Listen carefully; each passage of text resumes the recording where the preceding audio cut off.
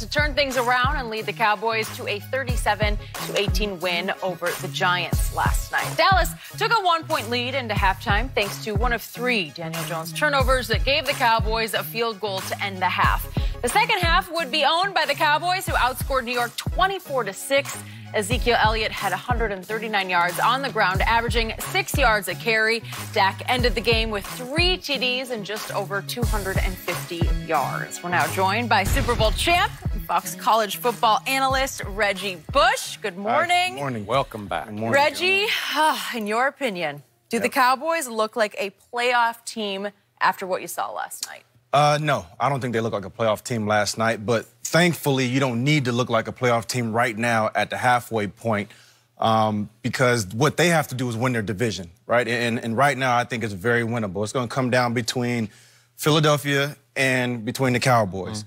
But November and December is when you separate, right? That's when you separate the pretenders from the contenders. And next week it's about to get real for the Cowboys because they play Minnesota. Yep.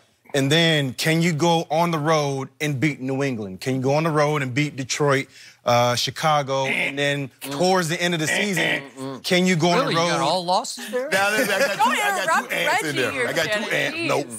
And then lastly, you already beat Philadelphia pretty good, right? Pretty good. Can you go on the road in December and beat Philly? Because that's really what it's going to come down to, because between Philly and Cowboys, that's where I see this division title going to between those teams. So I thought Dak looked like Dak last night. He made a mistake early in the football game, but he kind of battled back. The defense played well, and Zeke was Zeke. And so this team is built to be able to run the football through Zeke. The offense flows through Zeke.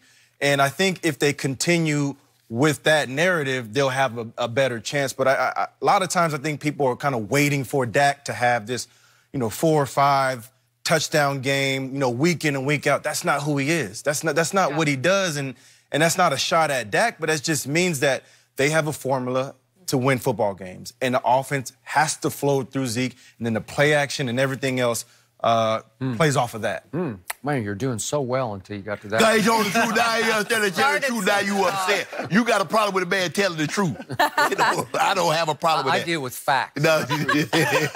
Only. No, they did not. Who can't look like a playoff team against the Giants? Right.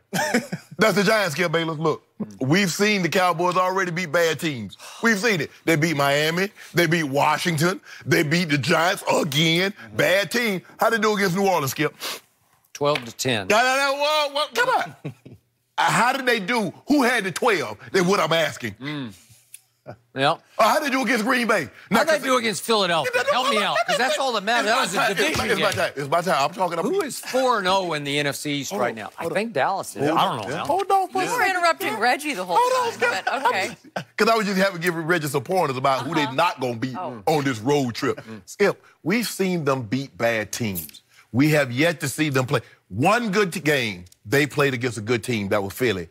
And we also saw them against the Jets. How they look? Did they look? I just want to know. Did it look like a playoff team against the Jets? No. Oh, what? Funny how we change things. Did it look like a playoff team against the Saints or Green Bay when you fall behind? Saints, yes. No, they didn't. Definitely. You know what? And I went back and looked it up. In the last 20 years, there have been 2 times a team has scored 10 points and won a playoff game. Seattle did it against Minnesota when Blair Walsh missed that 27-yard field goal, and he was never the same. And the Jags beat the Bills. That was the last decade, in the last 2 decades. So scoring 10 points, that's what they did against a good team. On the road against a good team. Now, see, I'm trying to think. What's the chances of Washington, the Giants, Miami making the playoff?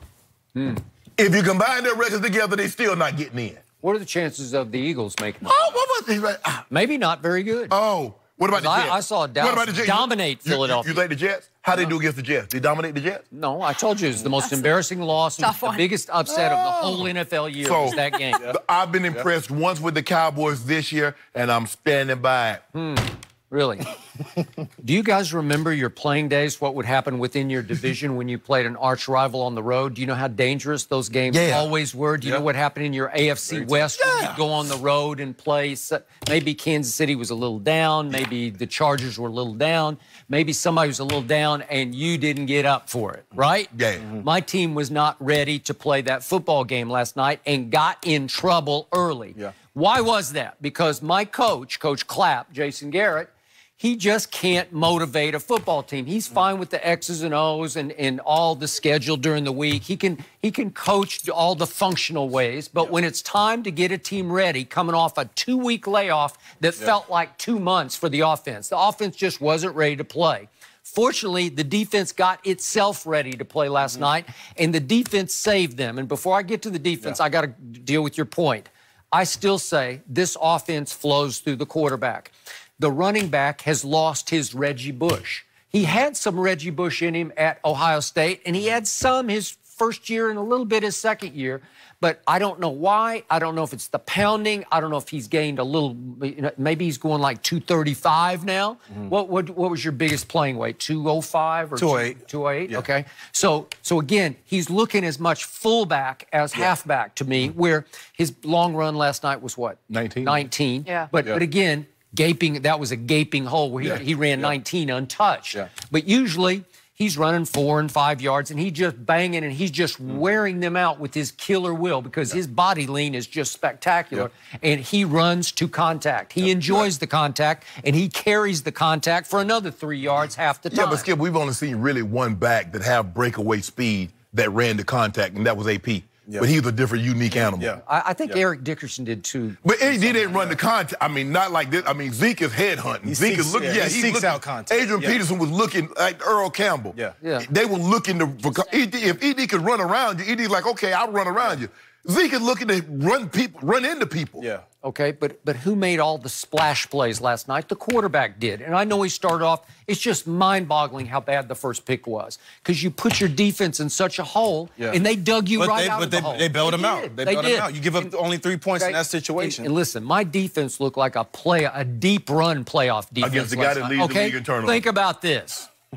Do they not have Golden Tate? Do they not have the running back you would take long-term over Zeke? Do they not have Saquon? Do they not have Evan Ingram? They got weapons on offense. But you need somebody to block and throw him the ball. Okay, but that kid has had some games where he gets hot, and if he gets rid of the ball on time instead of holding it, waiting, and when he held the ball last night, he got in big trouble. Because my pass rush was bringing thunder last night. They were. Whew. Against that offensive line, I could have got a pressure. At least 2 pressures against that offensive line. We've added this guy named Michael Bennett. He's a difference maker to me. He got a sack and 4 hits. He wears those tiny little kicker pads. It just comes after you, man. World's smallest shoulder pads. It is. He doesn't seem to care. But, boy, he was hitting with those little shoulder pads. He was hitting the quarterback.